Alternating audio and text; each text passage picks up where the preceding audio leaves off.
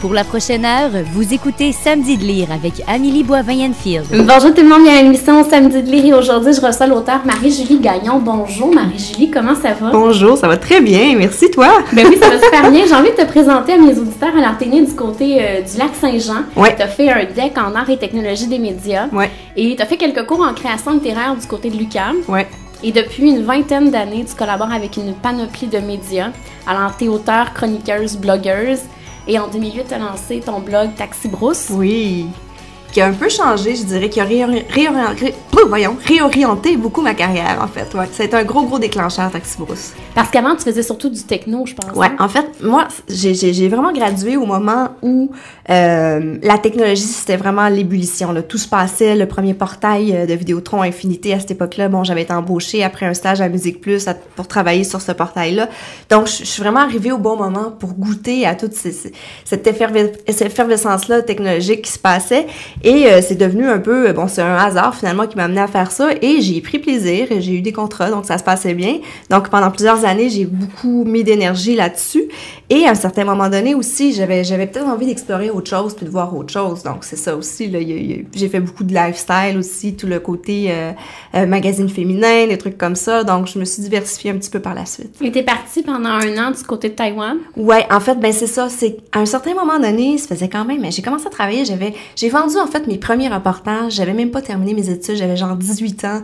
J'avais vendu un reportage à Fille d'aujourd'hui dans le temps, le magazine. Et ça a jamais vraiment arrêté après ça. J'ai toujours continué à essayer de vendre des idées au magazine et tout ça. Et donc, j'ai travaillé très tôt, énormément. Et après mon stage à Musique Plus, tout s'est assez bien enchaîné, je dirais, parce que bon, j'ai jamais vraiment su concrètement ce que je voulais faire. J'ai toujours aimé beaucoup trop de choses pour faire un choix. Donc, j'ai toujours fait un peu de tout, surtout de la chronique télé, avec de la recherche télé, avec beaucoup de magazines, de journaux et tout ça. Et à un moment donné, je me suis rendu compte, à 21 ans, j'ai fait « OK, c'est parce que là, j'ai atteint tous mes objectifs. Qu'est-ce que je fais, moi, dans la vie? » Donc là, j'ai commencé à voyager un petit peu plus.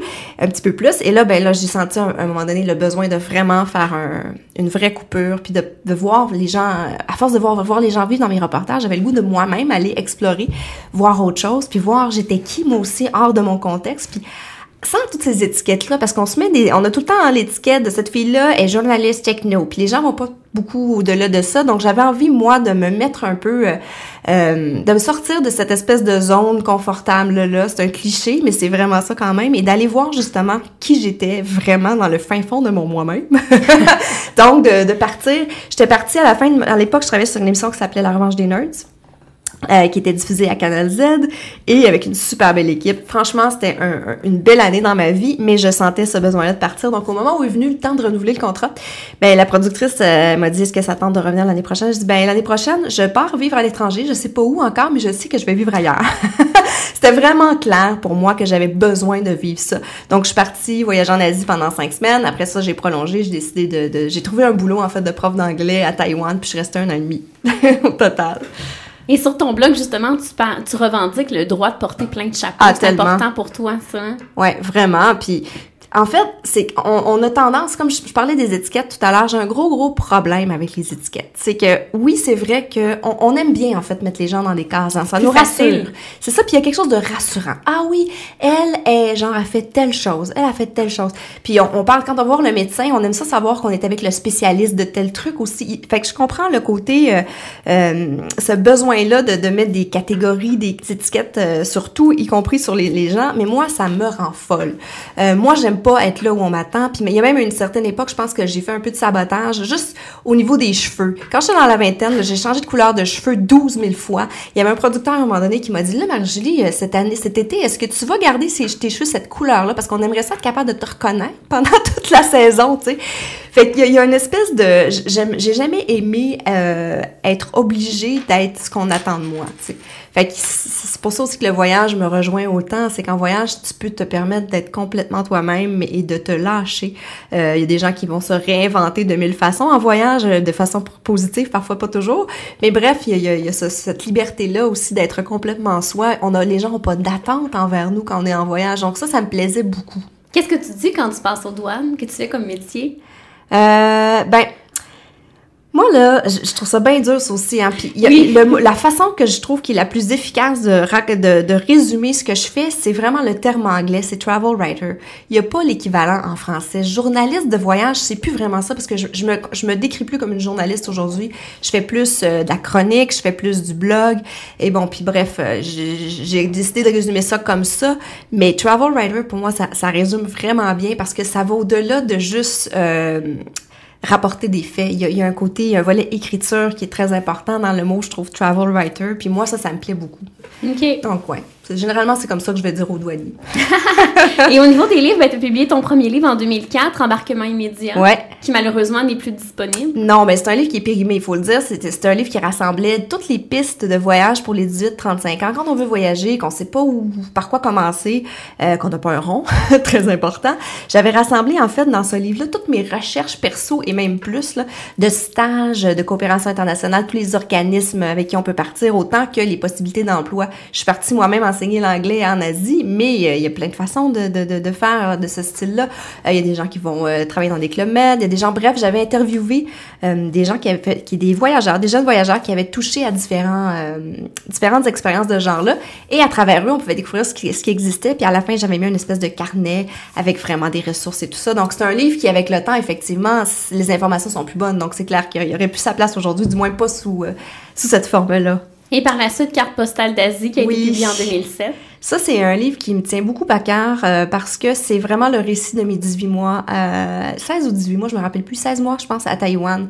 Et en Asie, en fait. C'est quand je suis partie, à partir du moment où je pars pour la première fois en Asie et où là, je capote littéralement parce que je sais pas ce qui m'attend jusqu'à je reviens à la maison, mais je sais aussi que je commence un nouveau chapitre, puis bref, c'est un peu tout ce qui se passe entre les deux, les rencontres, ce qui change autant autour de soi qu'en soi. Moi, j'ai vécu le 11 septembre aussi de Taïwan, donc c'est un condensé, et Carte postale, ça le dit bien, c'est parce que c'est un livre que j'ai fait à partir des courriels que j'envoyais. En fait, en 2001, moi, j'avais créé un blog, ok, mais personne savait c'est quoi, personne comprenait c'était quoi. C'est un ami, Pascal Forgette, pour ne pas le nommer, qui était un chroniqueur techno, qui m'avait dit « Tu devrais faire un blog! » Donc, je l'avais fait, puis personne vraiment était capable de comprendre. Donc, j'ai dit « Bon, je reviens à la bonne vieille forme de courriel. » Donc, j'ai flushé le blog et j'ai écrit des courriels. Et au retour, j'ai mis tout ça ensemble. J'avais une amie qui me les avait tout imprimés aussi, puis qui m'avait un peu botté le derrière pour le faire. Bref, j'ai rassemblé tout ça. J'ai mis ça en forme, j'ai retravaillé beaucoup, bien sûr, parce que c'était écrit très, très spontanément, parlé, par instantané, vraiment. Et c'est devenu Carte postale d'Asie, qui est une série de cartes postales, finalement. Mais avec toutes sortes d'anecdotes de ma vie de prof blonde à l'époque, dans un milieu de Taïwanais qui avait jamais vu d'occidental. Mais la passion d'écrire a toujours été là. Ah oui, oui. Moi, je dis tout le temps, le voyage, c'était pas une évidence pour moi parce que je viens pas d'un milieu où les gens voyagent. L'écriture, ça a toujours été clair. Moi, je me souviens, je suis enfant, très petite, je sais pas encore lire, je me rappelle, il y avait des livres partout chez nous, et je me rappelle d'avoir pris un livre dans mes mains, de pas comprendre ce que je disais, et ça, c'était pour moi un mystère total. Et je me rappelle d'avoir écrit des histoires en dessin avant d'écrire des histoires. Ça a toujours été ma seule certitude, l'écriture. C'est la seule chose que je sais, qui est en moi, qui est là, qui va rester. Puis tant que j'ai ma santé mentale, puis ma santé tout court, puis tout pour le faire, là, je dis souvent, voyager, j'aurais beaucoup de mal à m'en passer, mais je pense que écrire, ça me rendra encore plus folle de ne pas pouvoir écrire. T'sais. C'est vraiment quelque chose qui est fort, fort, fort. Là. Moi, ce qui m'impressionne, c'est que tu puisses écrire autant de trucs en si peu de temps. Mais t'alimentes ton blog, t'écris pour tel magazine, je manque de sommeil un petit peu. Mais non, mais sérieusement, je me suis quand même beaucoup calmée. C'est vrai qu'il y a été une époque où je montais des projets de fou. OK? Il y a un moment donné où ma fille avait même pas... Ma fille avait quoi? 16 ou 18 mois, je sais plus trop. En tout cas, ma fille avait 1 an et demi à peu près. Puis j'ai monté un projet où je suis partie faire le tour du Canada pendant 1 mois, 10 destinations avec mon mari, ma fille, et j'écrivais de nuit 15. J'ai écrit 15 articles pendant ces 31 jours-là. Là, je regarde ça aujourd'hui puis je me dis, ouais, peut-être que c'est un peu extrême. Puis j'ai fait des projets par la suite un peu fous comme ça, même avec de la vidéo à travers et tout ça. Et je me rends compte aujourd'hui que là, j'ai besoin de dormir un petit peu plus aussi, puis j'ai peut-être un peu moins d'énergie, mais c'est pas juste ça aussi, c'est que j'ai compris, il y a un certain moment donné il faut aussi s'arrêter. Il faut prendre le temps de lire aussi autre chose. Il faut lire d'autres mondes, faut s'alimenter, il faut se nourrir de tout ce qui nous entoure, pas seulement produire. Et c'est ça, j'aimerais ça effectivement avoir plus de temps pour écrire, mais malheureusement, j'en manque de temps. Fait que non, sinon, il y aurait beaucoup plus de livres. Et je me dis toujours, si je pouvais enregistrer tous les livres que j'écris dans ma tête quand je vais jogger le matin, là, j'aurais des maudits bons romans. Tu devrais t'enregistrer. Ah ouais, c'est ça, en courant. Et t'as publié aussi Mama Cool en 2009. Ouais. Ça, en fait, c'est une belle histoire parce que Mama Cool, c'est une chronique que je faisais à chaque semaine pour, à l'époque, le portail Sympathico. Et c'est les éditions Michel Lafon, qui est une maison d'édition française, qui a des bureaux au Québec, qui m'a approché pour publier un recueil de ces chroniques-là. Donc, ça a été vraiment une belle histoire parce que j'ai tellement été toute ma vie une go-getter. Moi, je vais chercher les choses, je vais frapper aux portes, je monte des projets. Donc, qu'on m'approche pour un projet comme ça faisait... C'est flatteur. Immensément plaisir. Oui, mais au-delà du côté flatteur, c'est qu'il y a comme un... Ah, ça se peut des fois, tu sais, que ça soit pas nécessairement super rushant toujours d'arriver où je veux arriver, tu sais. Donc ça a été une belle collaboration. Et d'ailleurs, mon dernier livre que j'ai coécrit avec Ariane Arpin-Delorme est avec eux encore. Donc, c'est une belle boîte avec qui j'ai beaucoup d'affinités. C'est des gens très chouettes et très compétents. Juste avant de parler de ton plus récent ouvrage, j'aimerais ça qu'on fasse encore rapidement un tour de ce que tu as écrit aussi, la série d'albums Militer. Oui, ça c'est un projet aussi qui me tenait beaucoup à cœur parce que c'est effectivement évidemment inspiré de ma fille. J'ai une fille qui a aujourd'hui 8 ans, donc quand elle était toute petite, comme plusieurs petites filles, elle regardait par la fenêtre, puis maman je veux aller à l'école, puis elle avait une espèce de soif de toujours aller plus loin, puis une curiosité, donc c'est né de ça.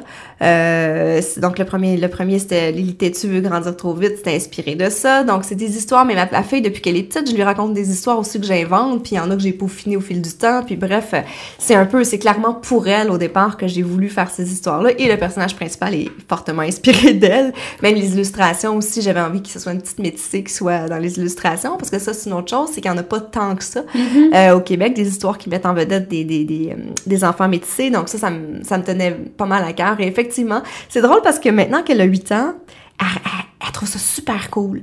Avant, elle comprenait pas trop. Là, elle fait « Maman, c'est toi qui as écrit ça! » Elle comprend, elle est comme impressionnée. Je trouve ça super mignon de la voir avec ça. Et t'as collaboré aussi au collectif Chercher la femme. Ouais. Où t'as écrit une nouvelle. Ça, je me suis arraché les cheveux. En fait, je pense que j'en ai écrit 3 avant de finalement décider de celle-là. Parce que, oui? Non, mais c'est vraiment... C'était un beau thème et tout, mais c'est un collectif avec plein de monde mélangé et tout ça. Puis j'ai trouvé ça difficile, mais super le fun aussi là. Puis effectivement, non, ça a été un beau projet ça aussi sous la direction d'India Desjardins, ouais. Lettre à mon enfant aussi. Lettre à mon enfant, oui, ça aussi j'avais fait ça à peu près dans la même époque en fait. Et tu as collaboré aussi au livre sur le docteur Julien. Oui, en fait, j'ai fait de longues entrevues avec Dr Julien pour ce livre-là.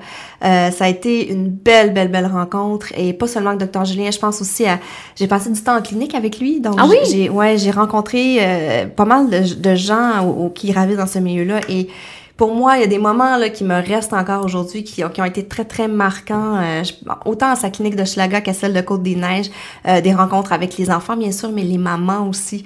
Je pense à des mamans immigrantes. Moi, je me rappellerai toujours du regard de détresse des mamans immigrantes qui ont du mal à communiquer.